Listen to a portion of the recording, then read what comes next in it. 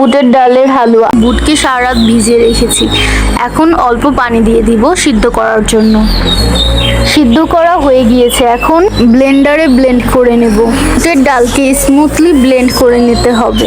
একটি কড়াইয়ে 1 টেবিল চামচ ঘি দিয়ে দেব। ঘি গলে গেলে 2টা এলাচ, 1টা দারচিনি দিয়ে দেব। এলাচ এবং দারচিনির ফ্লেভার চলে আসলে ব্লেন্ড করে রাখা বুটের ডাল দিয়ে দেব। ঘিয়ের সাথে বুটের ডালকে ভালোভাবে মিক্স করে নিতে হবে। সুন্দর কালার আসার জন্য পানির সাথে রং মিক্স করে দিয়ে দিচ্ছি। তোমরা চাইলে নাও অ্যাড করতে পারো।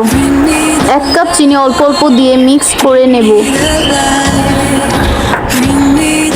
জাস্ট 3 স্পুন লবণ দিয়ে মিক্স করে নেব। 1/2 কাপ পাক্কি দুধ অল্প অল্প করে দিয়ে মিক্স করে নেব। হয়ে গেল বুটের ডালের হালুয়া। মিষ্টি দই 2 কেজি দুধকে ভালোভাবে 6-7 বার বলক দিয়ে নিচ্ছি। 2 কেজি দুধ বলক দেওয়ার পরে কোয়ান্টিটি হবে 1.5 কেজির মতো। দুধ গরম করার সময় যে মলাইগুলো উপরে হয়েছে সেগুলো একত্রে করে রাখবো, সেটার কাজ আছে। 1/2 কাপ চিনি দিয়ে দেব। চিনিটা ভালো করে মিক্স করে নেব দুধের সাথে। এখন একটি কড়াইয়ে 1 কাপ চিনি 1 কাপ পানি দিয়ে ভালো করে ক্যারামেল করে নেব মিষ্টি দইয়ের একটা সুন্দর ব্রাউনিশ কালার আনার জন্য। ক্যারামেলের মধ্যে 1 কাপ গরম দুধ দিয়ে দেব।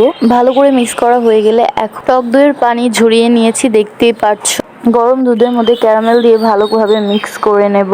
টক দই ভালোভাবে ফেটে নেব। ক্রিমের মতো কনসিস্টেন্সিটা দেখতেই পাচ্ছ কিরকম হবে। মাটির পাত্রের মধ্যে টক দই দিয়ে ভালোভাবে মাটির পাত্রটা কভার করে নেব, দেখতেই পাচ্ছ।